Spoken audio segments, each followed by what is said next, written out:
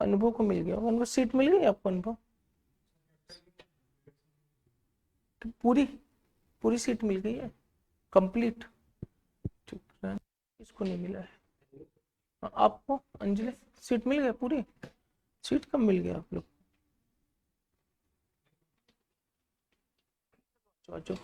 CMS सब लोग फटाफट क्या करते, क्विक रिवीजन। जो भूल गए होगे, 3 दिन बाद क्लास हो रही है, 2 दिन बाद तो भूल गए ही होगे।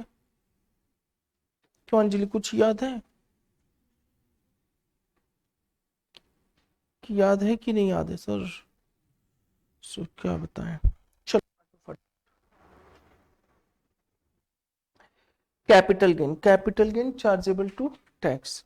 बताना capital gain chargeable to tax, you have to consider 2 things. सबसे पहले क्या, कंपुटेशन, दूसरा क्या हो जाएगा, चार्जेबल टू टैक्स। बताना चार्जेबल टू टैक्स आपको कौन कौन सा सेक्शन याद रखना, 45(1), 45(1)(a), 45(2), 45(5) एंड 45(5)(a। बताना 45(1)(a) क्या कर रहा है, अगर कोई भी इंश्योरेंस कंपनी से क्लेम रिसीव्ड हो रहा है तो जिस ईयर में रिसीव्ड होगा उस ईयर में क्या हो जाएगा, चार्जेबल टू टैक्स। 45(2) क्या करे, अगर कोई कैपिटल एसेट्स कन्वर्ट किया जा रहा है किसमें, SIT में कन्वर्ट किया जा रहा है, तो जब SIT सोल्ड किया जाएगा उस ईयर में चार्जेबल टू क्या हो जाएगा, tax. 45(5) compulsory acquisition under any law, अगर जिस ईयर में इनिशियल कॉम्पनसेशन रिसीव्ड हो रहा है उस ईयर में हमारा क्या हो जाएगा, टैक्सेबल हो जाएगा। 45(5)(a) की बात करूं तो टैक्सेबल उस ईयर में होगा जब JDA के according CC completion of certificate competent authority के थ्रू जब भी रिसीव्ड होगा, जिस ईयर में रिसीव्ड होगा उस ईयर में क्या हो जाएगा, ये टैक्सेबल हो जाएगा। इसके अलावा 45(1) जिस ईयर में एसेट्स को ट्रांसफर किया गया उस ईयर में क्या हो जाएगा, चार्जेबल टू टैक्स। अच्छा, ये चार्जेबिलिटी आपका जब भी आएगा उससे पहले you have to compute the capital gain. Capital gain को कंप्यूट करने के लिए you have to apply the section 45 और प्लस क्या अप्लाई करना पड़ेगा, प्रोवाइजो 1 2 3 4 5 6 एंड 7। एंड प्रोवाइजो से पहले 48 हमारा क्या कहता है, अगर आपका कैपिटल गेन कंप्यूट करना है तो 2 चीजें, कैपिटल एसेट्स और दूसरा क्या होना चाहिए, ट्रांसफर होना चाहिए। अगर कैपिटल एसेट्स प्लस ट्रांसफर है तो हमारा क्या हो जाएगा, कंप्यूटेशन ऑफ कैपिटल गेन आ जाएगा। लेकिन अगर ये capital assets long term capital assets है तो प्रोवाइजो नंबर 2 के अकॉर्डिंग आपको cost of acquisition, cost of improvement क्या करना पड़ेगा, इंडेक्सेशन करना पड़ेगा।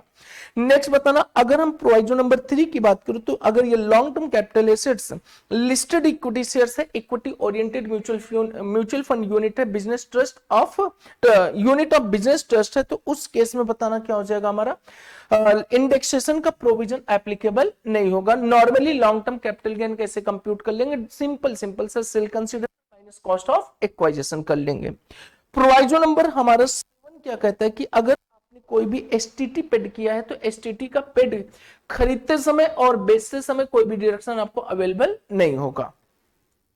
नेक्स्ट आ जाना प्रोवाइजो नंबर 6, प्रोवाइजो नंबर 5, 4 और 1 आपको अभी तक हमने कवर नहीं कराया है। नॉर्मली बताना सेक्शन 48 क्या कहता है कि how to compute the capital gain. Full value of क्या ले लेंगे हम लोग, consideration. Full value of consideration क्या होगा, एक्चुअल कंसीडरेशन, या फिर क्या होगा बताना, फेयर मार्केट वैल्यू, या फिर क्या होगा हमारा SDV होगा। SDV बताना सेक्शन 50C के अकॉर्डिंग, फेयर मार्केट वैल्यू की बात करो तो 50CA के अकॉर्डिंग, या फिर क्या हो जाएगा 50D के अकॉर्डिंग लेना पड़ेगा।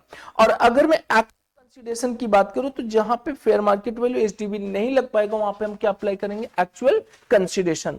पता ना, अगर एक्चुअल कंसीडरेशन और हम SDV की बात करें तो अगर कोई इमूवेबल प्रॉपर्टी को ट्रांसफर किया जा रहा है बाय एनी एसएससी और द एक्चुअल कंसीडरेशन का 110% हमारा 110% of the actual consideration is less than SDV, तो उस केस में हम क्या ले लेंगे, that will be the SDV हो जाएगा। और अगर एक्चुअल कंसीडरेशन इनटू 110% हमारा हायर है, किससे हायर है, SDV से, तो उस केस में क्या ले लेना है मेरे को, एक्चुअल कंसीडरेशन ले लेना है।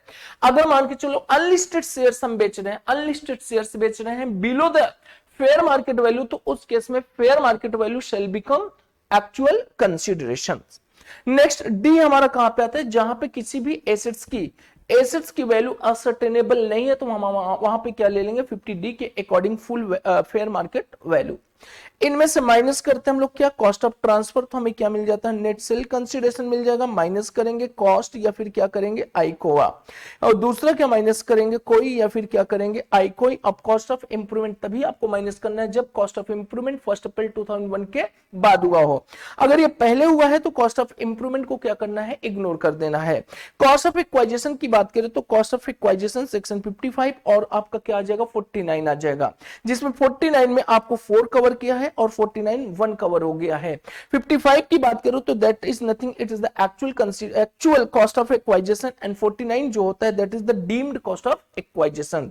अगर एक्चुअल कॉस्ट ऑफ एक्वाइजेशन की बात करूं तो एसेट्स अगर 1 अप्रैल 2001 से पहले एक्वायर्ड किया गया है, 1 अप्रैल 2001 या उसके बाद एक्वायर्ड किया गया है, अगर ये एसेट्स हमारा कौन सा एसेट्स है, अगर ये इमूवेबल एसेट्स है तो उस केस में fair market value cost of acquisition whichever is higher ले लेंगे, but fair market value should not exceed SDV value on 1 April 2001। और अगर मान के चलो मूवेबल प्रॉपर्टी है, मूवेबल है तो मूवेबल में you have to check intangible या टेंजिबल। अगर इनटेंजिबल है तो उस केस में यू हैव टू चेक कि सर ये इनटेंजिबल जो है परचेस किया गया है कि आपका सेल्फ जनरेटेड है। सेल्फ जनरेटेड है तो कॉस्ट ऑफ एक्वाइजेशन ऑलवेज भी नील होगा, और अगर परचेस किया गया तो उसका फेयर मार्केट वैल्यू वाला कंसेप्ट आपको अप्लाई नहीं करना है।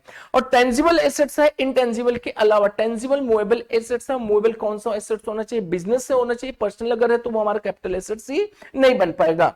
अगर हमारा मूवेबल है तो उस केस में 1 अप्रैल 2001 से पहले तो क्या हो जाएगा हमारा कॉस्ट या fair market value whichever is higher हो जाएगा। नेक्स्ट आता है बच्चा नेक्स्ट, इसके बाद अगर इंडेक्सेशन है तो CII of the year in which assets was transferred divide by CII of the year is assets was acquired. Next आता है 49.4 या फिर 49.1 की अगर हम बात करें तो 49.4 एंड 49.1 को कवर करने के लिए अगर कोई एसेट्स कोई भी कैपिटल एसेट्स, अगर कोई कैपिटल एसेट्स रिसीव्ड हुआ है फ्री ऑफ कॉस्ट में, या फिर हमें क्या रिसीव्ड हुआ है इनएडिक्वेट कंसीडरेशन, तो अगर फ्री ऑफ कॉस्ट रिसीव्ड हुआ है उस एसेट्स को हम ट्रांसफर करने जा रहे हैं, फ्री ऑफ कॉस्ट रिसीव हुआ है उस एसेट्स को हम ट्रांसफर करने जा रहे हैं, तो 56.210 में अगर वो एग्जम्प्ट है 56.210 में अगर वो एग्जम्प्ट हो चुका है, 56.210 में वो टैक्सेबल नहीं हुआ है, तो इस एसेट्स को अगर ट्रांसफर करने जा रहे हैं तो cost of acquisition of previous owner हो जाएगा, और उसकी जो कॉस्ट ऑफ एक्वाइजेशन होगी वो प्रीवियस ओनर की जो कॉस्ट होगी वो होगी। और पीरियड ऑफ होल्डिंग कहां से मानी जाएगी, कहां से मानी जाएगी, प्रीवियस ओनर से मानी जाएगी। और एक मंजुला जैसा आपका केस के अकॉर्डिंग डिसाइड किया गया, इंडेक्सेशन भी कहां से किया जाएगा, प्रीवियस ईयर की प्रीवियस ओनर की एक्वायरिंग डेट से किया जाएगा। और अगर ये आपकी एसेट 56.210 में क्या हो जा रहा है, टैक्सेबल हो जा रहा है, तो 49.4 और किसके अकॉर्डिंग 49.1 के अकॉर्डिंग क्या करना है, चार्जेबल टू टैक्स करना पड़ेगा। ये वाला जो हम लोग ने कवर किया, ये वाला जो किया है, ये 49.1 में आ जाता है, और यहां की अगर बात करें तो 49.4 में आ जाएगा। अगर मान के चलो कोई भी assets free of cost receive हुआ था बस 56.210 के अकॉर्डिंग क्या हो गया, मेरा टैक्सेबल हो गया है, तो उस केस में वो एसेट्स की एसडीवी या फेयर मार्केट वैल्यू क्या बन जाएगा, कॉस्ट ऑफ एक्वाइजेशन बन जाएगा। और पीरियड ऑफ होल्डिंग भी कहां से काउंट किया जाएगा, जहां पे हमें ये एसेट्स रिसीव हुआ था। और आपका इंडेक्सेशन भी कहां से किया जाएगा, जिस ईयर में आपको एसेट्स रिसीव हुआ उस ईयर से क्या कर देंगे हम लोग, इंडेक्सेशन कर देंगे। ये चीजें ध्यान रखना है। 49.1 हमारे किसके लिए है, उस एसेट्स के लिए है जो फ्री ऑफ कॉस्ट रिसीव्ड हुआ है और क्या हो गया है, वो एग्जम्प्ट हो चुका है। और 49.4 उसके लिए है जो आपका एसेट्स रिसीव तो हुआ है बट 56.210 के अकॉर्डिंग क्या हो चुका है, टैक्सेबल हो चुका है। अब 56.210 हमारे लिए क्या कहता है कि अगर कोई भी एसेट्स आपको रिसीव्ड हुआ है विदाउट कंसीडरेशन, या फिर क्या रिसीव्ड हुआ है विद कंसीडरेशन, या लो कंसीडरेशन, या इनएडिक्वेट कंसीडरेशन।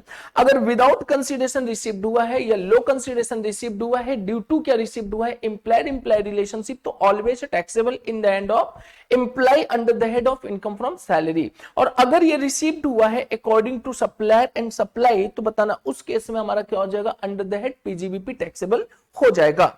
लेकिन इसके अलावा अगर कोई अदर पर्सन है तो यू हैव टू चेक, जो चीजें आपको दे रहा है, देने वाला आपका अगर रिलेटिव है, या फिर on the occasion of marriage मिल रहा है, या फिर इनहेरिटेंस या विल में भी रिसीव्ड हो रहा है, या फिर पार्टीशन ऑफ एचयूएफ मिल रहा है, या फिर लोकल अथॉरिटी दे रहा है, या फिर आपको वो इंस्टीट्यूशन दे रहा है जो सेक्शन 1023C में क्या है हमारा रजिस्टर्ड है या फिर चैरिटेबल ट्रस्ट जो सेक्शन 12A 12AA और 12AB के अकॉर्डिंग रजिस्टर्ड है वो दे रहा है, तो उस केस में हमारा क्या हो जाएगा, आपका एग्जम्प्ट हो जाएगा, टैक्सेबल नहीं होगा।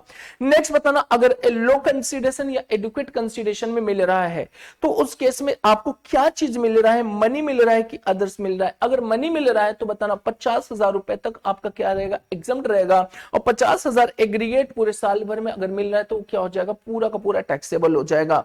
अगर अदर एसेट्स है then you have to check movable और इमूवेबल। अगर इमूवेबल है तो without consideration, with consideration, without consideration है तो एसडीवी वैल्यू अगर 50,000 रुपए पर प्रॉपर्टी हमारा एक्सीड कर रहा है तो पूरा का पूरा क्या हो जाएगा, टैक्सेबल हो जाएगा।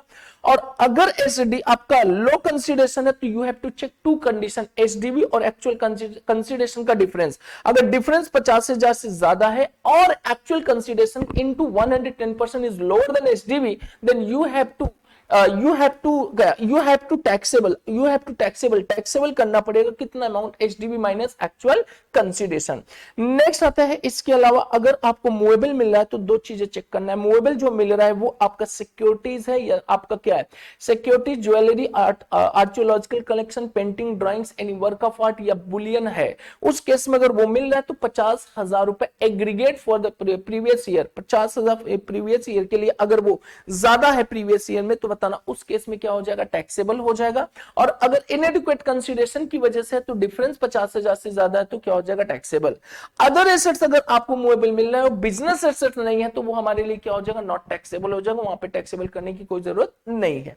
यहां तक बताना सारी की सारी चीजें हम लोग ने कवर कर लिया था। नेक्स्ट आ जाओ, यहां पे सारी की सारी चीज तो हो गया खत्म, कुछ है ही नहीं इसमें। कैपिटल गेन 2 मिनट में रिवीजन, 2 मिनट में कैपिटल गेन खत्म। क्लियर? अच्छा हाँ सर, हम तो रिवीजन कब करते हैं सर, एग्जाम के टाइम। क्लियर? और हम रिवीजन कब करते हैं सर, डेली करते हैं आपके साथ। क्लियर? अच्छा बच्चा, हाँ जो देखो कुछ भी नहीं, एक केवल और केवल क्या करना है आपको, सेक्शन 48 के साथ जाना है। और एक आता है हमारा सेक्शन 47। सेक्शन 47 क्या कहता है, 47 फर्स्ट है, 47 सेकंड है, 47 थर्ड है, फोर्थ है और फिफ्थ है। 47 फर्स्ट हमारा कहता है कि अगर पार्टीशन ऑफ द एचयूएफ है, वो पार्टीशन चाहे आपका पार्शियल पार्टीशन हो या फिर क्या हो आपका टोटल पार्टीशन है, पेज नंबर 156 पे दे भी हो। क्लियर? 156 मिल गया। चलो 156 में आपका क्या कह रहा है कि अगर टोटल पार्टीशन है या फिर आपका कौन सा है, partial partition by the HUF किया जा रहा है, तो उस केस में जो एसेट्स को डिस्ट्रीब्यूट किया जा रहा है बाय एचयूएफ टू मेंबर्स, तो वो हमारा ट्रांजैक्शन ट्रांसफर नहीं माना जाएगा। या फिर कोई गिफ्ट है या फिर आपका इनहेरिटेंस या विल में कोई ट्रांसफर किया जा रहा है तो वो आपका ट्रांसफर नहीं माना जाएगा। अगर कोई होल्डिंग कंपनी अपनी सब्सिडियरी कंपनी को कोई ट्रांसफर कर रहा है तो वो भी ट्रांसफर नहीं माना जाएगा। और सब्सिडियरी अगर अपने होल्डिंग कंपनी को ट्रांसफर करता है तो वो भी ट्रांसफर नहीं माना जाएगा। और अंडर द एमालगमेशन है तो एमालगमेशन की केस में भी आपका ट्रांसफर नहीं माना जाएगा। लेकिन अगर इन सारी केसेस में अगर ये कैपिटल गेन हमारा क्या हो गया, एग्जम्प्ट हो गया है और बाद में ये एसेट्स को अगर ट्रांसफर किया जा रहा है तो कॉस्ट ऑफ एक्वाजिशन इसका क्या लेना है, ओनर का लेना है, नीचे लिखा हुआ है सारी की सारी चीजें। और साथ में period of holding section 242A के अकॉर्डिंग आपका कहां से काउंट किया जाएगा, प्रीवियस ओनर से। और इंडेक्सेशन कहां से किया जाएगा, मंजूला जैसा के according from the previous year से आपका क्या किया जाएगा, इंडेक्सेशन किया जाएगा। इसके अलावा एक सेक्शन 49A भी है हमका जो विड्रॉवल कहता है। हमारा कहता है कि आपका पॉइंट नंबर 3 और 4 के अकॉर्डिंग अगर आपकी होल्डिंग कंपनी ने या सब्सिडी कंपनी ने किसी एसेट्स को ट्रांसफर किया है तो आपका ये चार्जेबल टू टैक्स तब नहीं होगा जब आपका 100% शेयर्स होल्ड बाय क्या, holding company of the subsidiary company है। और साथ में जो एसेट ट्रांसफर किया जा रहा है रिसिपिएंट को, उसको मिनिमम कितने साल तक होल्ड करना है, 8 साल तक। अगर 8 साल के अंदर उसने एसेट्स को ट्रांसफर कर दिया तो जो हमें exemption due to not transfer मिला था वो क्या हो जाएगा, हमारा टैक्सेबल हो जाएगा। या फिर शेयर होल्डिंग आपका 100% से कम हो गया है तो उस केस में 100% से कम हो गया तो उस में भी आपका एग्जम्पशन जो ड्यू टू नॉट ट्रांसफर की वजह से मिला था वो विड्रॉ हो जाएगा और चार्जेबल टू टैक्स हो जाएगा। यहां तक क्लियर हुई चीज है। एक चीज ध्यान रखना, अगर कैपिटल एसेट्स हमने ट्रांसफर किया लेकिन सामने वाले बंदे के हाथ में वो एसआईटी बन गया, एक कंपनी ने ट्रांसफर किया कैपिटल एसेट्स और सामने वाले के लिए क्या आ रहा है, एसआईटी आ रहा है, तो उस केस में बताना ट्रांसफर तो नहीं माना जाएगा, लेकिन ये जो इसके हाथ में एसआईटी आएगा वो टैक्सेबल हो जाएगा, एसआईटी टैक्सेबल हो जाएगा। और जब भी ये बेचेगा तब हमारे लिए क्या निकल के आ जाएगा, पीजीबीपी की इनकम की कैपिटल गेन का आएगा। यहां तक सारी चीजें हो गई थी। और ये पांचों से रिलेटेड हमारा जो 56(2)(10 की चीजें था वो भी हम लोग ने क्या कर लिया था, कवर कर लिया। अभी 56(2)(10 वापस से करेंगे, वापस हम लोग कवर करेंगे सेक्शन 47 पे। सेक्शन 47 आ जाओ, सेक्शन 47 सीए और सीएमए साहब लोग, सेक्शन 47 कहां गए भाई, पेज नंबर कौन सा है, 156 पे आ जाइए। 156 कहाँ है, 156 ये 4 है, 4 के बाद 5 है, 5 के बाद क्या आता है पता है आपको, 6 आता है। यहां तक सारा का सारा हो चुका है। आ जाइए, यहां तक सारा कर लिया हम लोग ने, पॉइंट नंबर 5। आगे करते हैं, और कौन सा पॉइंट, पॉइंट नंबर 6, 7 एंड 8 को करते हैं। बहुत आसान है, बहुत आसान है। इस पॉइंट नंबर 7 को और पॉइंट नंबर 8 को ना मोस्ट इंपोर्टेंट टिक कर लेना फॉर सीए वाले बच्चे। Point number 7 and point number 8 को ना मोस्ट इंपोर्टेंट टिक करना है, most most most important, very most important. Sir इसमें ऐसी खास बात क्या हो गया है, किसको मोस्ट इंपोर्टेंट कर रहे हैं? देखो कह रहे हैं कि पहले हम तो 7 और 8 कर लेते हैं, उसके बाद में करते हैं, 7 और 8 करते हैं। क्या कर रहे हैं, ट्रांसफर और issue of share by a resulting company in a scheme of क्या, demerger. Any transfer or issue of shares by resulting company in a scheme of demerger to the shareholders of the demerged company if the transfer is made in consideration of demerger of the undertaking section 47 6D is not a transfer। तो क्या बोल गया sir, समझ में नहीं आया। 8 पर transfer of shares by a shareholder in a scheme of क्या, amalgamation। Any transfer by shareholders in a scheme of amalgamation of shares held by him in amalgamating company is not transfer। Sir क्या बोल गया ये, कुछ पता चला आपको, क्या बोल गया पता चला आपको, पता करने की जरूरत ही क्या है सर, क्या करेंगे सर पढ़ के, क्या है जी, कुछ नहीं, जीवन क्या है सर। अरे देवी क्यों किसी के पेट पे लात मार रहे हो,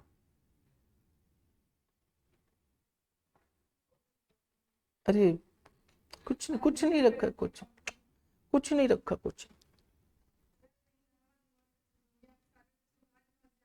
हाँ कुछ नहीं है, कुछ नहीं है। इलाहाबाद, इलाहाबाद ना सबसे बेकार है, सबसे कहाँ आप परेशान है, नहीं कर पाओगे आप।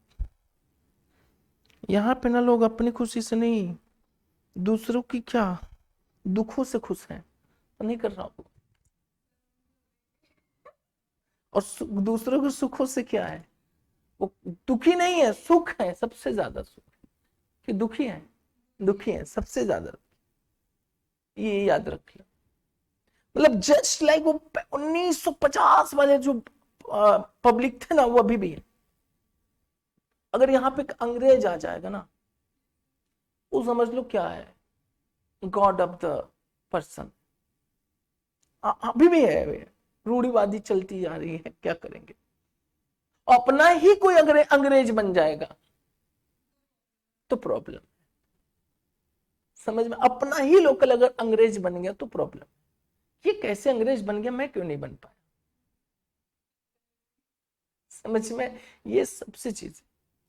और मैं महाराष्ट्र में जब था, महाराष्ट्र में से एक रत्ती भी नहीं, जीरो लेवल की, जीरो लेवल की।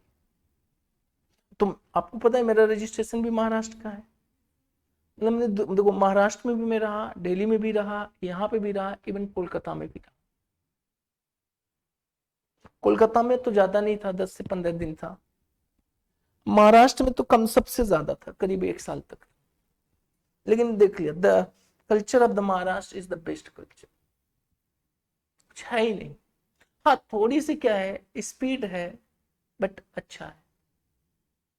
एक दूसरे से कोई मतलब वहां पे मतलब वो इमोशनल टचिंग नहीं रखते हैं, इमोशनल। हाँ ठीक है, काम तो आएंगे, बहुत काम आएंगे आपको, ऐसा नहीं है। तो आजो देखते हैं, transfer of shares of Indian company, कौन सा आ गया भाई, कौन सा आपको समझाना था मुझे, वो पॉइंट देखो।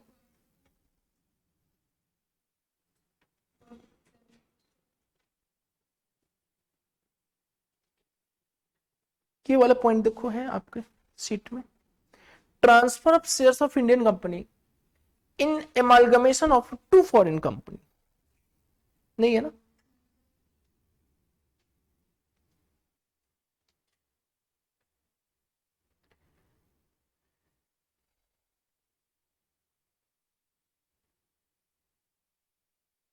ये वाला point, conversion of bond debenture deposit certificate, point गया कहां?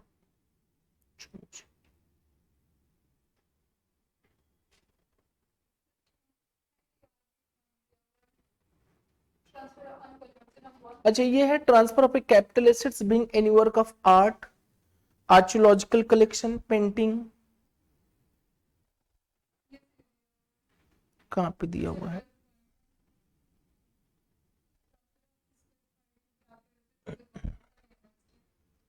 अच्छा दिया है,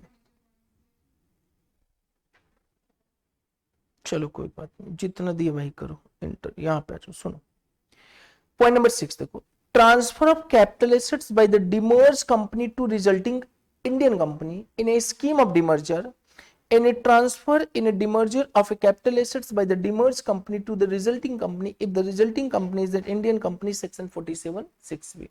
पहले ये बताना what is the meaning of demerged company and resulting company। demerge का मतलब जो मर्ज था वो बाहर हुआ, मतलब किसी एक कंपनी से उसका एक सेगमेंट को क्या करना, बाहर कर देना। जैसे कि यहां पे ध्यान से सुनो, ये है हमारे कौन सी कंपनी, देखो टाटा, टाटा है, टाटा से बाहर आया, ये देखो बाहर होके आया, क्या बाहर होया, तनिष्क। तो ये जो तनिष्क है इज रिजल्टिंग कंपनी, और जो टाटा है is a demerge company, demerge company. अब यहां पे मुद्दा क्या है बताना, जब टाटा से क्या निकल के आया, तनिष्क निकल के आया, तो टाटा ने क्या दिया होगा, इनको एसेट्स भी ट्रांसफर किया होगा। तो जो एसेट ट्रांसफर किया गया होगा वो ट्रांसफर मानी जाएगी कि नहीं मानी जाएगी? नो, नहीं माना जाएगा, वो ट्रांसफर नहीं माना जाएगा। जो भी टाटा कंपनी ने अपनी तनिष्क वाली कंपनी को एसेट ट्रांसफर किया होगा ड्यू टू डिमर्जिंग प्रोसेस, वो ट्रांसफर हमारा ट्रांसफर नहीं माना जाएगा। यहां तक क्लियर हुई चीजें? अब यहां पे देखो, अब यहां पे आ जाओ बच्चा लोग, यहां पे आ जाओ, नेक्स्ट पॉइंट। तो क्या कह रहा है हमारा, transfer of capital assets bye demerge company. Demerge company कौन कंपनी? टाटा कंपनी। जब अपनी रिजल्टिंग कंपनी को कोई एसेट ट्रांसफर कर रहा है due to process of demerger, तो बताना उस केस में जो asset due to process of demerger transfer किया जा रहा है, not will be the transfer, will not be transfer, transfer नहीं मानी जाएगी। बताना any transfer of in demerger of capital assets by the demerged company to the resulting company if the resulting company is an Indian company। बशर्ते कि जो resulting company वो कौन सी company होनी चाहिए? इंडियन कंपनी होनी चाहिए। अब यहां पे कह रहा है ट्रांसफर और इशू ऑफ शेयर्स, ट्रांसफर और issue of shares by a resulting company in a scheme of क्या? डिमर्जर। इसका मतलब समझ में, इसका मतलब समझ में है कि नहीं आया? बोलो। देखो देखो देखो देखो, हुआ क्या, टाटा ने क्या किया, अपने एसेट्स किसको ट्रांसफर कर दिए? तनिष्क एक नई कंपनी को। उस एसेट्स के बदले में कुछ कंसिडरेशन पे करेगा कि नहीं पे करेगा? यस, किसको पे करेगा? कंपनी को। कौन सी कंपनी को? टाटा को। तो जो शेयर्स दिया जाएगा वो शेयर्स भी ट्रांसफर नहीं माना जाएगा, वो शेयर्स भी ट्रांसफर नहीं माना जाएगा। लेकिन एक चीज बताना, एक कंपनी से आज की डेट पे कितनी कंपनी बन गई? दो कंपनी। तो एक कंपनी का जो शेयर होल्डर्स था टाटा का, आज वो कितने कंपनी का शेयर होल्डर होने वाला है? दो कंपनी का। या हो सकता है कि शेयर होल्डर ही ना बने, शेयर होल्डर ही ना बने। तो आप ये बताना, अगर मेरे पास टाटा का 500 रुपए का 5 शेयर था, और जब टाटा ने क्या किया, तनिष्क बना दिया, तो अब भी मेरी शेयर की वैल्यू 500 होगी कि कम हो जाएगी? कम हो जाएगी। दैट इज रिलिंक्वेंसमेंट ऑफ, ये एक्सटिंग्विशमेंट ऑफ दिखा, right, shall be the transfer और नॉट? ट्रांसफर बनना चाहिए। तो उस केस में पॉइंट नंबर 8 करें कि transfer of shares by share holders in a scheme of क्या, एमलगमेशन या डिमर्जर, तो बताना वो भी हमारा क्या नहीं माना जाएगा, ट्रांसफर नहीं माना जाएगा। यहां पे आ जाओ, इस पॉइंट को 12 पॉइंट को ध्यान से सुनो, 12 पॉइंट को, ट्रांसफर ऑफ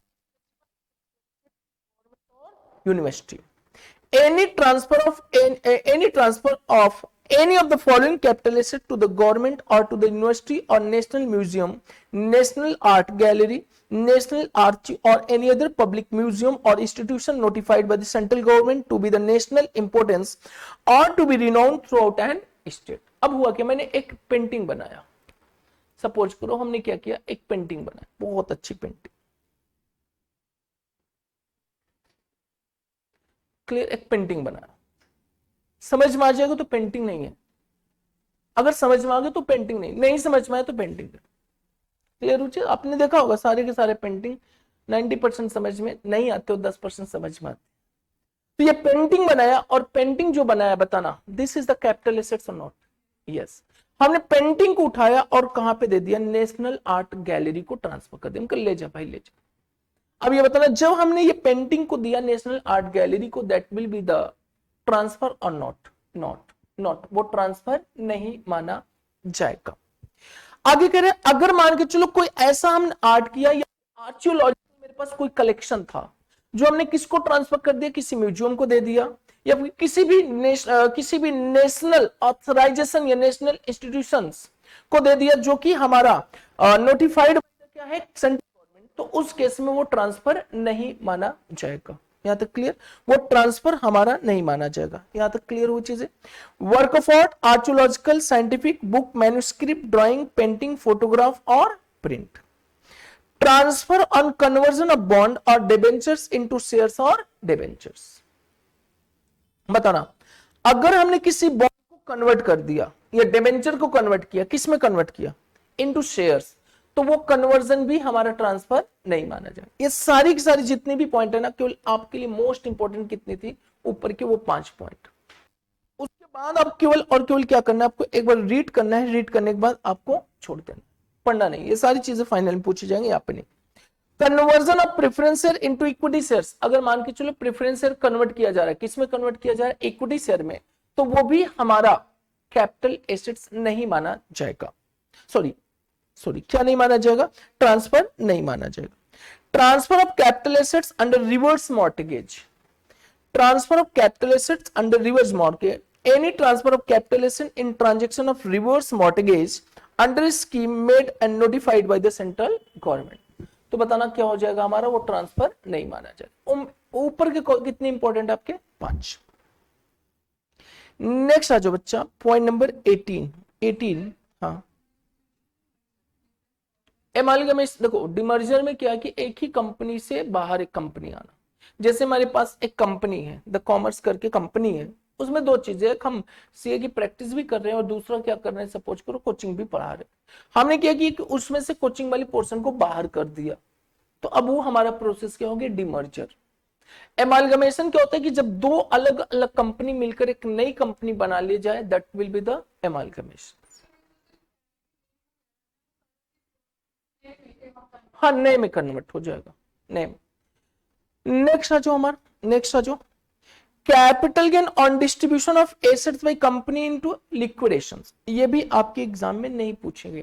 क्यों नहीं पूछा जाएगा सर, क्योंकि आपके कोर्स में कंपनी का तो है ही नहीं, कंपनी से रिलेटेड क्यों पूछेंगे, तो इस पे भी आपको फोकस करने की जरूरत नहीं, इसको लास्ट में मैं करा दूंगा, आपको लास्ट में करा दूंगा। एक यहां पे आ जाओ 19 पॉइंट पे आ जाओ, 19 जो कि हम लोग ने कर लिया है, 19 पॉइंट किया भी है, कर लिया भी है। देखो डीम्ड कॉस्ट ऑफ एक्वाइजेशन, कह रहे अ person become the owner of a capital assets not only by purchase but also by several other methods. Section 49 give the guidelines as to how compute the cost under different circumstances. मतलब क्या कह रहा है, a person become the owner of a capital assets not only by purchase. अब ये बताना अगर मैंने किसी एसेट को परचेस किया तो ही मैं क्या बन पाऊंगा, ओनर ऑफ द एसेट्स। अच्छा, अगर मैं परचेज नहीं कर पाया तो क्या ओनर ऑफ द एसेट्स नहीं बन सकता? बन सकता हूं। किसी ने मुझे गिफ्ट दे दिया है, मेरे को विल इनहेरिटेंस या मेरे को लो कंसीडरेशन में दे दिया है, तो उसका भी तो हम क्या बन जाएंगे? ओनर बन जाएंगे कि नहीं? तो क्या कर हमारा, a person become the owner of a capital assets not only by purchase but also by क्या? several other methods. Section 49 gives guidelines as to how compute the cost under different circumstances. Cost to previous owner deemed as cost of acquisition of assets, ये कर लिया हम लोग ने section 49(1), ये कर लिया है, कर चुके हम लोग। क्या कहते हैं? In the following cases the cost of acquisition of the assets shall be deemed to the cost for which the previous owner of the property acquired it. To this cost, the cost of improvement to the assets incurred by the previous owner or the SSC must be added. Where the capital assets become the property of the SSC on any distribution of assets, वही चीज है 56(2)(10) वाला कौन सा है जो आपका taxable नहीं है। बताना कॉस्ट ऑफ एक्वाइजिशन ऑफ शेयर्स, अब इसको छोड़ दो अभी। Point number 2, point number 3, point number 4। Point number 4 हम लोग ने नहीं, पॉइंट नंबर 4 नहीं, यहाँ पे ये वाला कर लो, जो कि ये भी हम लोग ने कर लिया है। पॉइंट नंबर 8 वाला पॉइंट हो चुका है मेरा, हो चुका है। और बाकी जो है ना 4, 5, 6, 7 ये किससे रिलेटेड है? वही डिमर्जर से रिलेटेड है। ये देखो डिमर्जर, यहाँ पे demerge company, conversion of preference share और स्वीट इक्विटी शेयर्स। बस दो चीजें आप ध्यान रखो, हो गया। और कुछ आपको करने की जरूरत है। ये वाला भी कर लिया। Cost of एक्वाइजिशन of capital assets being share in the project referred under section 45(5) पे, याद आ रहा है 49(7) कि अगर मान के चलो हमने अपनी लैंड या बिल्डिंग को दिया और बिल्डर ने क्या बना के दिया? फ्लैट। तो जब फ्लैट को हम बेचने जा रहे तो what will be the cost of the flat? Flat की कॉस्ट क्या होगा? बिल्डर्स ने जो दिया है फ्लैट और प्लस अगर कोई कंसीडरेशन मिला है वो ऐड कर देंगे। सेक्शन 49(7) यहाँ पे ये पॉइंट आपको मिल जाएगा। याद है? क्लियर? अब यहां पर ना 49(9) अगर हमने क्या किया, किसी भी कैपिटल एसेट्स को कन्वर्ट किया किसमें? एसआईटी में, और एसआईटी को फिर हमने क्या किया? सेल कर दिया। सेल कर दिया तो एसआईटी की कॉस्ट ऑफ एक्वाइजिशन क्या माना जाएगा? आप याद करो, fair market value of the क्या ले रहे थे? Capital asset. जिस डेट पे आपका क्या किया जा रहा है? कन्वर्ट किया जा रहा है, तो उस डेट की कॉस्ट बन जाएगी। ये 49(9) कहता है। ये देखो, fair market value of the inventory as on date on such conversion determine in prescribed manner. ये सारा कर लिया। जो आपसे रिलेटेड नहीं, जो कंपनी पूछेगा ही नहीं, कौन कौन सा नहीं पूछेगा आपको? पॉइंट नंबर 2, पॉइंट नंबर 3, 4, 5, 6 जो आपका है ही नहीं आपसे रिलेटेड, उसको पढ़ने की जरूरत नहीं है। नेक्स्ट आ जाओ बच्चा लोग, नेक्स्ट आ जाओ 56(2)(10) पे। ये भी हो गया हम लोग का, सारा कर लिया था।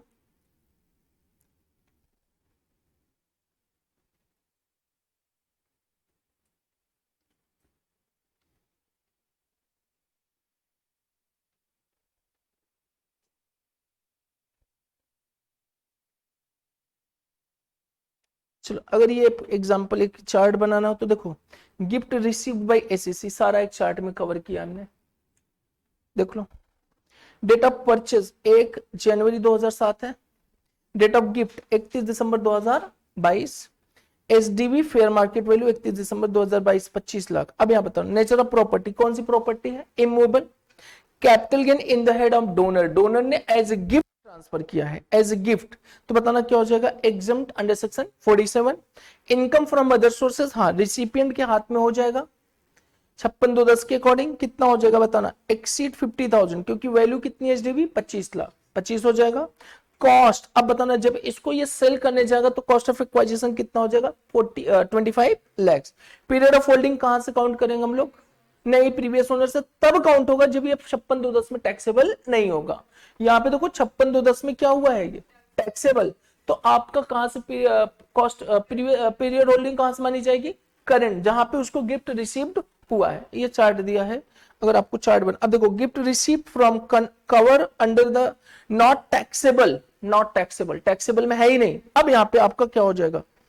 फ्रॉम प्रीवियस ओनर हो जाएगा। ये सारा का सारा। अब यहां देखो sale and purchase by the SSC, सारा का सारा। चलो हम इसको भी प्रिंट निकाल कर आपको दे देंगे।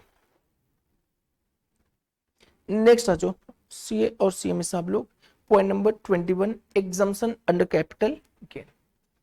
इसको भी खत्म करते हैं, आज ये खत्म हो जाएगा 3 point.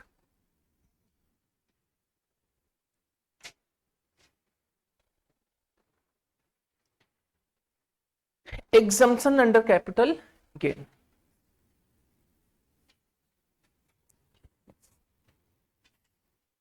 Exemption under capital gain.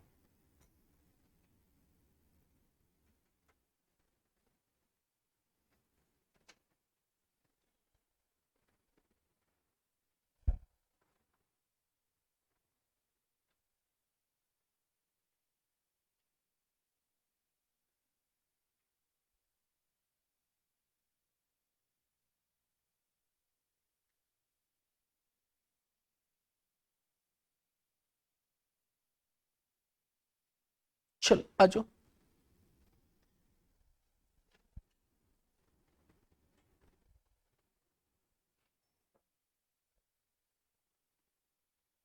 चलो, exemption under capital gain, point number 21। देखो क्या कर रहे हैं, एग्जम्पशन अवेलेबल ओनली टू क्या, इंडिविजुअल एंड और ऑफ एचयूएफ। मतलब ये जो एग्जम्पशन है केवल और केवल किसको मिलने वाला है, हमारा इंडिविजुअल और एचयूएफ को। बताना provision, capital gain on sale of residential property, sale of residential property and use for residential property. Section क्या है 54। बताना एसएससी ये एग्जम्पशन है क्या, पहले ये समझ लेते हैं फिर उसको बताते हैं। ये बताना सेक्शन 54। सेक्शन 54 हमारा क्या कहता है कि अगर किसी इंडिविजुअल एचयूएफ ने किसी रेसिडेंशियल प्रॉपर्टी को खरीदकर क्या किया, उसने किसी रेसिडेंशियल प्रॉपर्टी को एक्वायर्ड किया है, तो बेचते समय जितना भी उसकी कैपिटल गेन आया है उस कैपिटल गेन में उतना अमाउंट एग्जम्प्ट हो जाएगा, उतना अमाउंट माइनस हो जाएगा जितनी अमाउंट में उसने प्रॉपर्टी को क्या किया है, एक्वायर्ड किया है, जितनी की प्रॉपर्टी को क्या किया है, एक्वायर्ड किया है। तो यहां पे आ जाओ, एक केस से समझते हैं। यहां पे आओ बच्चा, देखो यहां पे 1 अप्रैल 2001 है, हमने एक बिल्डिंग खरीदी थी जिसकी कॉस्ट ऑफ एक्वाइजिशन कितनी है, 10 लाख। 1 अप्रैल 2022, 1 जुलाई 2022 को हमने क्या किया, इसको सोल्ड कर दिया कितने रुपए में, 50 लाख में। एसडीबी वैल्यू कितनी आ गई, 50 लाख में। एक्सपेंसेस ऑन ट्रांसफर कितना है, 1 लाख रुपए। क्लियर हुई चीजें। 31 मार्च 2023 को हमने एक एसेट से एक्वायर्ड किया, कितने रुपए में एक्वायर्ड किया, 40 लाख में। एक्वायर्ड किया कितने, 40 लाख में। अब यहां पे आ जाओ, कैपिटल गेन कैसे कंप्यूट करेंगे, सुनो ध्यान से सुनना है। हमने एसेट्स को एक्वायर्ड किया है 31 मार्च को, उससे कोई मतलब नहीं, बताना किस डेट पे हमने ट्रांसफर किया था, 1 जुलाई 2022 को। कैपिटल गेन कैसे कंप्यूट करेंगे। अच्छा, कैपिटल गेन किस डेट पे आपको कंप्यूट करने की रिक्वायरमेंट है, जब आपका रिटर्न फाइल हो रहा है। Date of return of filing क्या होता है हमारा, 31 जुलाई। अब यहां पे देखो क्या है मुद्दा, कि हमें कैपिटल गेन को कंप्यूट करना है, तो कैसे कंप्यूट करेंगे सर, कैपिटल गेन बताना। प्रॉपर्टी हमारे पास कौन सी प्रॉपर्टी थी, हाउस प्रॉपर्टी। रेसिडेंशियल प्रॉपर्टी को हमने सेल कर दिया, तो सबसे पहले क्या लेंगे बताना, full value of consideration. Actual consideration कितना है बोलो, 50 लाख। एसडीबी कितना है मेरे पास, 50 लाख। तो एसडीबी इररिलेवेंट हो जाएगा, because actual consideration does not is not less than SDB value. तो कितना ले लिया हमने, full value of consideration 50 lakh रुपए। माइनस कर दिया हमने क्या, एक्सपेंसेस ऑन क्या, ट्रांसफर, 1 लाख रुपए। बताना नेट सेल कंसीडरेशन कितना आ गया मेरे पास, 49 लैक्स। बताना इंडेक्स्ड कॉस्ट ऑफ एक्वाइजिशन मेरे लिए क्या हो जाएगा, हमने कब खरीदा था, 1 अप्रैल 2001 को 10 लाख इनटू क्या हो गया, 331 divide by 100 is equal to how much, 33 lakhs 10,000। Minus कर दिया तो हमारे पास लॉन्ग टर्म कैपिटल गेन आ गया कितना, 15,90,000, 15,90,000 आ गया। अब ये बताना हमने क्या किया, 31 मार्च को नई हाउस प्रॉपर्टी खरीदा, कितने में खरीदा, 40 लाख में। तो यहां पे मुझे एग्जम्पशन मिल जाएगा अंडर सेक्शन 54 का, कितने रुपए का मिल जाएगा, 40 लाख। खरीदा कितने का हमने, 40 लाख का। अब हमें एग्जम्पशन कितने का मिल जाएगा बताना, 15,90,000। मैक्सिमम कितने का मिलेगा, लॉन्ग टर्म कैपिटल गेन का। अब हमारे पास लॉन्ग टर्म कैपिटल गेन कितना हो गया बताना, नील। यहां तक क्लियर बताइए, यहां पे क्लियर हुई चीजें। मतलब क्या कह रहा है कि सेक्शन 54 ये जो डिडक्शन मिलेगा आपको तब मिलेगा अगर आपने किसी लॉन्ग टर्म कैपिटल एसेट्स को किसी लॉन्ग टर्म कैपिटल एसेट्स को ट्रांसफर किया है और ट्रांसफर करने के बाद हमने क्या किया है कि नई एसेट्स को एक्वायर्ड कर लिया है। अच्छा, रेसिडेंशियल हाउस प्रॉपर्टी को ट्रांसफर किया और रेसिडेंशियल हाउस प्रॉपर्टी को हमने क्या किया, एक्वायर्ड किया है, तो हमें डिडक्शन मिल जाएगा अंडर सेक्शन 54। यहां तक क्लियर। अब मुद्दा आया सर कि ये हाउस प्रॉपर्टी जो हमने बेचा है उसके बेचने से कितने दिनों के अंदर मेरे को नई वाली हाउस प्रॉपर्टी को एक्वायर्ड करना है। कितने दिनों के अंदर? आपको 2 साल के अंदर। अगर आप नई प्रॉपर्टी को खरीदने जा रहे हैं तो 2 साल के अंदर आपको क्या करना पड़ेगा, एक्वायर्ड करना पड़ेगा। और अगर कंस्ट्रक्शन की बात आ रही तो कितने साल तक कंस्ट्रक्शन हो जाना चाहिए, 3 साल तक आपका कंस्ट्रक्शन हो जाना चाहिए। और अगर मान के चलो आपने इंटेंशन बेचने का 1 साल पहले था, या फिर कोई नई प्रॉपर्टी आपने 1 साल पहले खरीदा हुआ था और फिर खरीदने के बाद आप 1 साल के अंदर क्या करते हो, कोई प्रॉपर्टी बेचते हो, तो भी डिडक्शन कौन सा मिल जाएगा, 54 का डिडक्शन मिल जाएगा। मतलब 54 is a exemption in respect to the long term capital gain. The long term capital gain is arise due to transfer of residential property and acquired new residential property within 2 years from the date of transfer in case of acquisition, or in case of construction of the new property. The time period for claiming the exemption is how much, 3 years from the date of transfer. यहां तक सारी चीजें आई कि नहीं आई? आ जाओ यहां पे सुनो। अब क्या कह रहा है कि capital gain on sale of residential property, सबसे पहले होना चाहिए, लॉन्ग टर्म कैपिटल एसेट्स होना चाहिए। और एसएससी कौन हो सकता है, हमारा इंडिविजुअल एचयूएफ होगा। Asset transfer residential house property being building and land appurtenance thereto. New assets to be purchase 1 or 2 residential house property in India. Time limit of purchase of construction, अगर purchase हो तो with in क्या, 1 year before और 2 years after the date of transfer. और construction है तो बताना within क्या होना चाहिए, कंप्लीट 3 years। और डिपॉजिट स्कीम, अभी ये समझाते, पहले ये बताना ये समझ में आए कि नहीं। अच्छा ये बताना, सुनो लॉ हमारा क्या कह रहा है बच्चा, लॉ क्या कह रहा है कि प्रॉपर्टी कब तक खरीद लेनी चाहिए, 2 साल के अंदर। कब तक आप कंस्ट्रक्शन करा लेना चाहिए, 3 साल के अंदर। अब ये बताना इस केस में हमने प्रॉपर्टी कब ट्रांसफर किया था, what is the date of transfer of property, 1 जुलाई। 1 जुलाई से कितने साल के अंदर अंदर मेरी को प्रॉपर्टी खरीद लेना है, 2 साल का। And what will be my return of filing of income, 31 जुलाई 2023। और अगर मैं 2 साल के अंदर खरीदना चाहता हूं, हमने कहा हम जुलाई 23 में खरीदेंगे, क्या मेरे को रिटर्न फाइलिंग करते समय डिडक्शन मिल जाएगा कि नहीं मिल जाएगा? आप खुद सोचो, हमने प्रॉपर्टी कब बेचा है, यहां पे बेचा है, मैं प्रॉपर्टी यहां खरीद रहा हूं रिटर्न फाइलिंग के बाद। तो आप बताना रिटर्न जिस डेट पे फाइल करने जा रहे उस डेट पे डिडक्शन कैसे लोगे, इज पॉसिबल और not possible? Law is wrong. Law तो कह रहा है कि 2 साल के अंदर करो तो भी डिडक्शन ले लो। ये 2 साल के अंदर किसकी बात कर रहा है, कैसे ये 2 साल के अंदर मिलेगा? अब यहां पे सुनो, 2 साल का मतलब ये हुआ, ध्यान से सुनना, पहले ये बताना, ये पॉइंट अगर समझ में आ गए तब ध्यान से सुनो, तभी समझ में आएगा, अदरवाइज नहीं समझ में, अदरवाइज नहीं समझ में आएगा।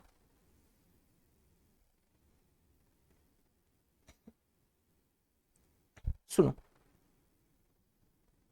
एग्जाम्पल मैं नया लेता हूं, हटाओ इन सबको। बताना 31 जुलाई 2022 को हमने ट्रांसफर कर दिया, transfer house property, actual consideration 50 lakh, 50 lakh रुपए हमने ट्रांसफर कर दिया। रिटर्न फाइलिंग की डेट क्या है,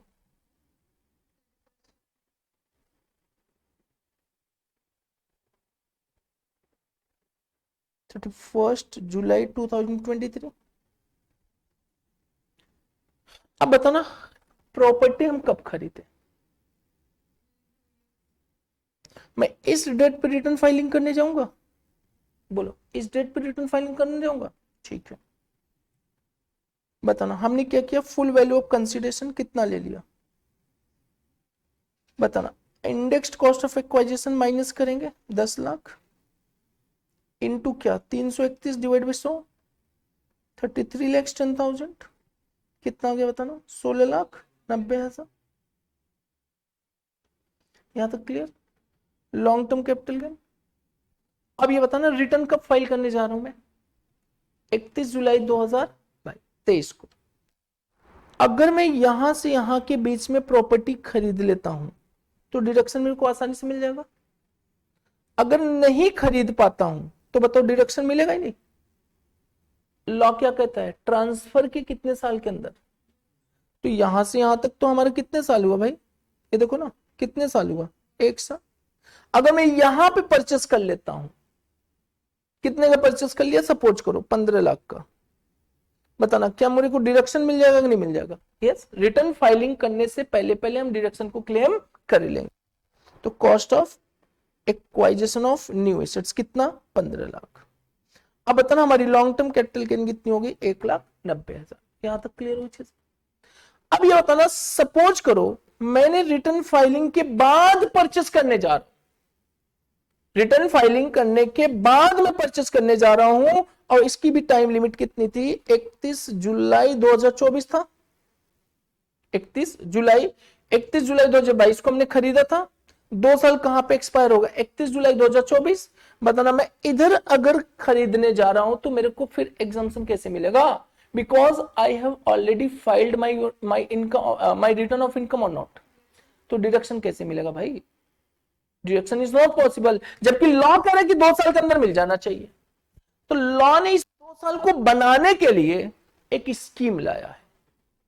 that scheme is known as what? CGS, capital gain account.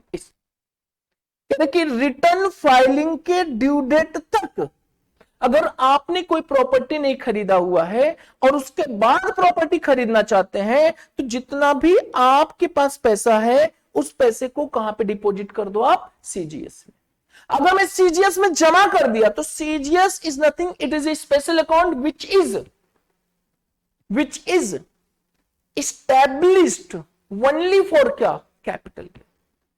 And for that person who are not eligible for acquiring the assets before क्या? Filing the due date, before filing the return of income. अगर return filing income से पहले पहले SSC को acquired नहीं कर पा रहा है तो वो क्या कर सकता है? एक सीजीएस अकाउंट है जो कि स्पेशली किसके लिए है? कैपिटल गेन के लिए है। रिटर्न फाइलिंग के पहले पहले अगर खरीदा नहीं तो वो पैसा कहां पे डिपॉजिट कर दे भाई? सीजीएस में जमा कर दे। और अगर सीजीएस में जमा कर देता है तो सीजीएस में जमा करने के बाद उसको रिटर्न क्या, उसको भी डिडक्शन मिल जाएगा। लेकिन शर्त है, सीजीएस में जो पैसा आपने जमा किया है वो उस पैसे को केवल और केवल किस पर्पज से यूटिलाइज करेंगे? Only for acquiring the new assets. समझ में आई चीज? अब यहां पे ये पहला केस बना लो। पहला केस अगर हमने यहां पे एक्वायर्ड किया तो क्या होगा? यहां पे बना लो पहला, ये वाले क्वेश्चंस को बनाइए।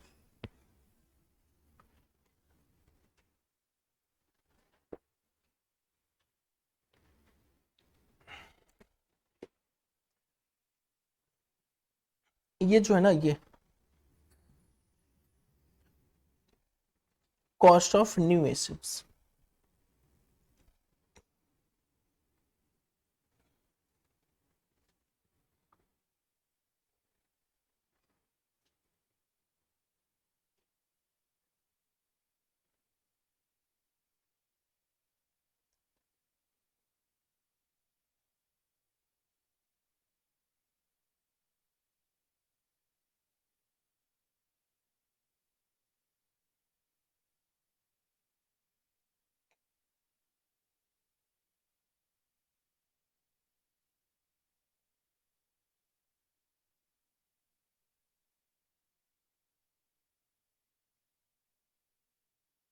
दो दिन और कैपिटल गेन खत्म हो जाएगा। इसके बाद हम लोग टीडीएस चैप्टर स्टार्ट करेंगे।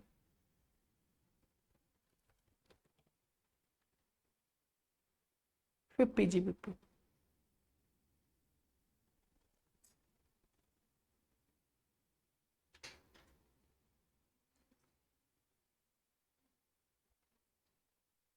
जीएसटी क्या करोगे? जीएसटी करके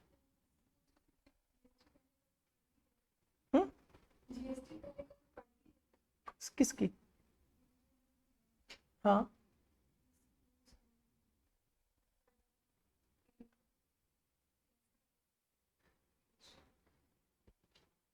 जीएसटी बहुत टफ है।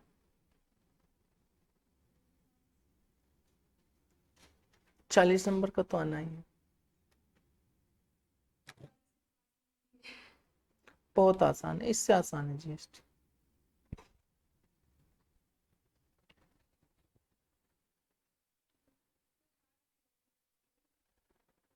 माइंड है बच्चों का,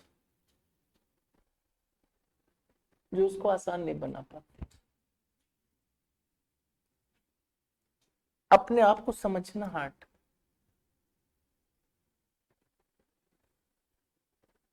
अपने आप को समझा अंजलि कभी, हम क्या है क्या नहीं है? नहीं समझा ही नहीं कभी।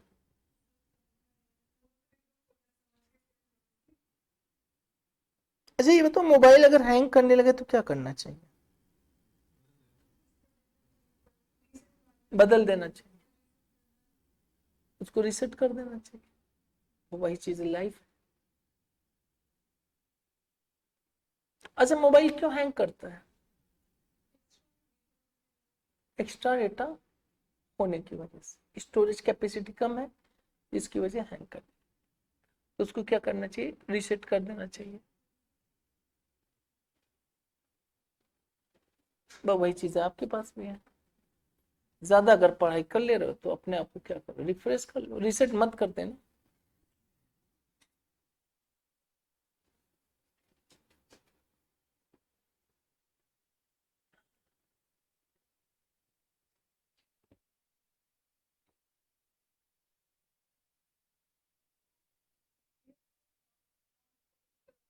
हाँ हाँ, 2 साल के लिए। 2 साल के लिए। अब वो 2 साल कब तक जमा हो जाना चाहिए, इंपॉर्टेंट है, before filing the return of income. क्योंकि अगर हम रिटर्न ऑफ इनकम के बाद फाइल जमा करने जा रहे हैं तो फिर मेरे को डिडक्शन मिलेगा नहीं। ये जमा हो जाने कब तक? Before filing the return of income. अब यहां पे आ जाओ, सुनो, देखो क्या कह रहा है, deposit scheme. What is the deposit scheme? if I'm not eligible for acquiring the asset today means after transferring the old assets को ट्रांसफर करने के बाद I am not eligible to acquire the assets. मैं acquire नहीं करना चाहता, मैं acquire नहीं कर पा रहा हूं। हाँ कर लूंगा। कब तक कर लो भाई? 2 साल के अंदर। हाँ 2 साल के अंदर करोगे तो पैसा कहां से आएगा? सीजीएस अकाउंट से आना चाहिए। एंड सीजीएस अकाउंट में पैसा कहां पे जाएगा? जो आपने प्रॉपर्टी आज बेचा है उसी प्रॉपर्टी को हम कहां पे डिपॉजिट कर देंगे? CGS, capital gain account scheme. क्या करें? Deposit scheme is applicable amount of exemption, capital gain या फिर कॉस्ट ऑफ न्यू एसेट्स या फिर deposit amount which ever is lower. यहां तक बताना समझ में आया कि नहीं आया? बताइए समझ में आया कि नहीं? सीजीएस पे ही पहले बातें करते फिर आगे खत्म करेंगे। सीजीएस में ही करते हैं बातें, फिर आगे हम फटाफट करते हैं। ध्यान सुनो,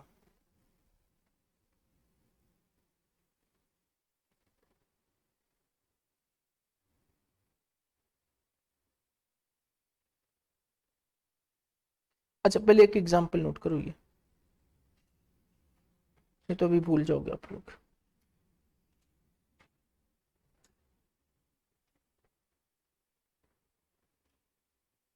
compute capital gain chargeable to tax. Compute capital gain chargeable to tax.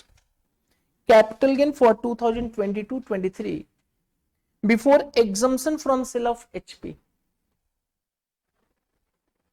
Before exemption from sale of HP 31 जुलाई 2022।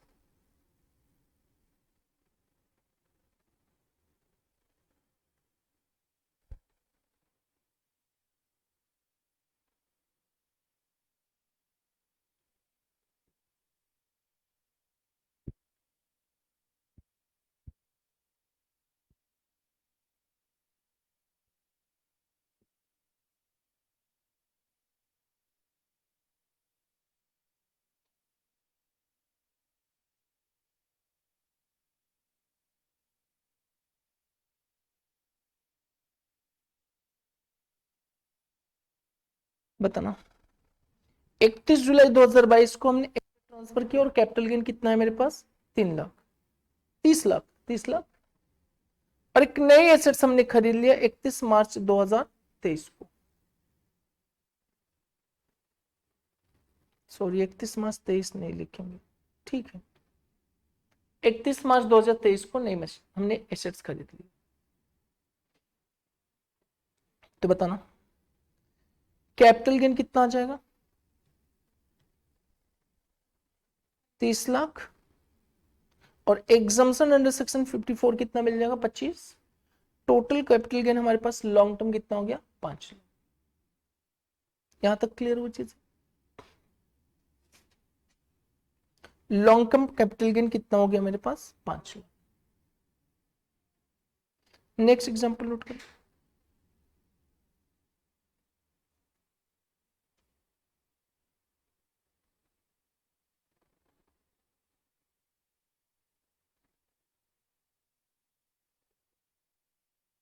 नहीं इसको मत करो, ये लंबा हो जाएगा। ये सॉल्यूशन देखो, computation of capital gain chargeable to tax. Capital gain कितना? 30 lakh. Exemption under section 54 25 lakh. तो लॉन्ग टर्म कैपिटल गेन कितना हो गया मेरे पास? 5 लाख।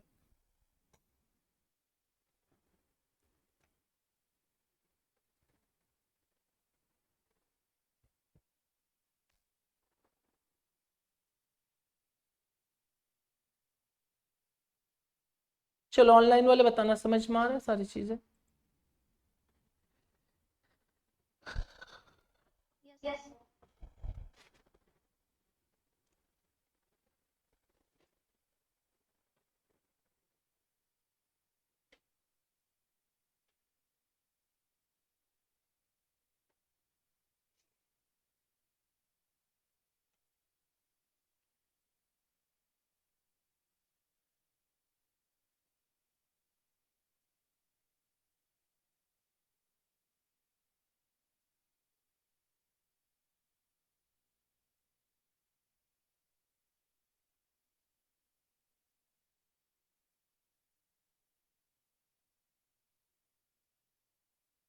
एक एग्जांपल नोट करेंगे।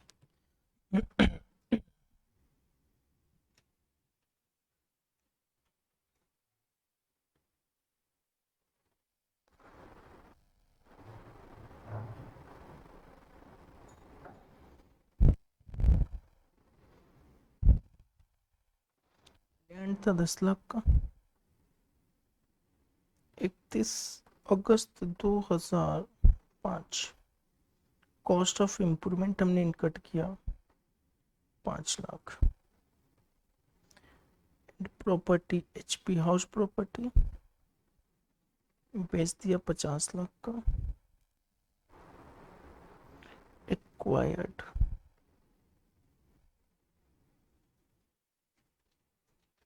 25 लाख का न्यू एसेट्स। न्यू एसेट्स को हमने एक्वायर्ड कर दिया एंड डिपॉजिट भी कर दिया 25 lakh. Due date of filing of return 31 जुलाई 2023। कंप्यूट की कैपिटल के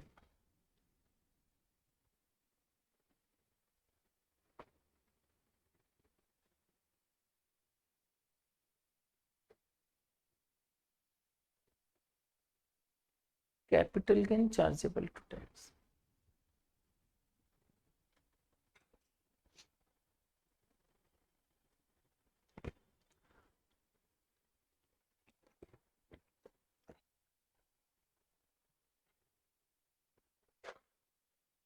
तो बताना कैपिटल गेन क्या हो जाएगा? Full value of consideration 50 lakh. Expenses on transfer तो कुछ है ही नहीं, nil. Net sale consideration 50 lakh. Indexed cost of acquisition 10 lakh. 331 divide by 100 33,10,000। Indexed cost of improvement 5 lakh. Into 331 divide by, ये बताना 5 6 का कितना है,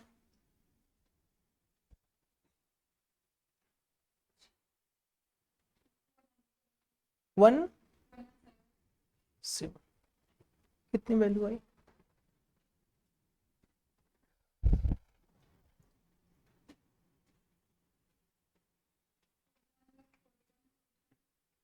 1 लाख 14 lakhs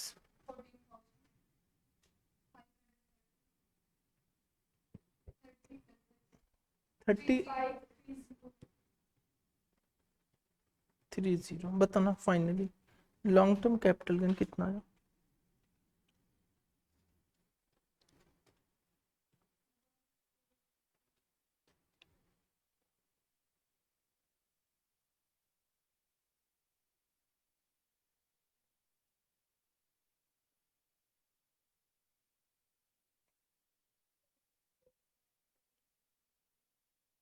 वन 8 9 5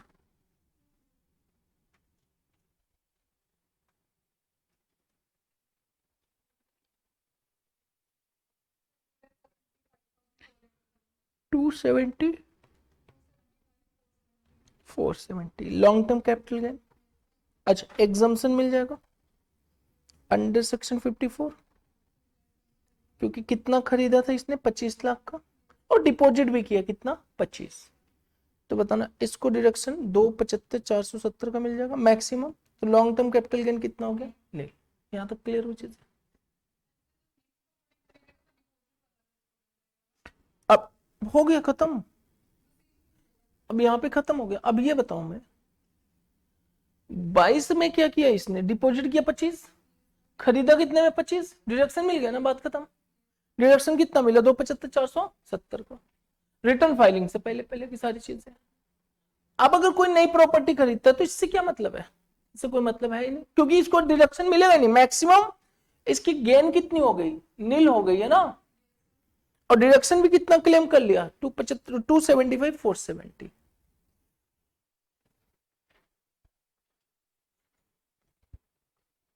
चलो आज हो गया यहाँ तक।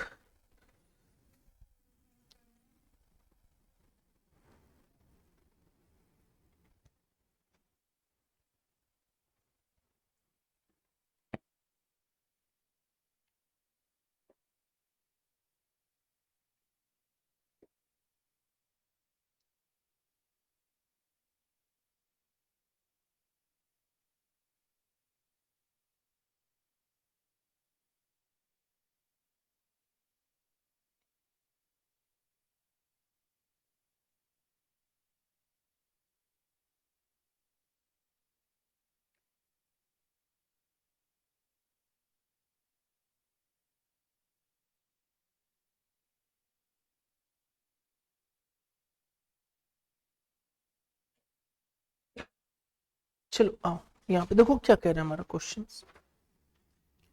54, क्या कह रहा है कि अगर आपने लॉन्ग टर्म कैपिटल एसेट्स बेचा है हाउस प्रॉपर्टी नेचर का, उससे जो भी कैपिटल गेन आएगा, अगर आपने उस कैपिटल गेन अमाउंट से कोई भी प्रॉपर्टी खरीदा विद इन 1 ईयर और before 2 years after the date of transfer, और कंस्ट्रक्शन के केस है तो विद इन क्या होना चाहिए 3 ईयर्स।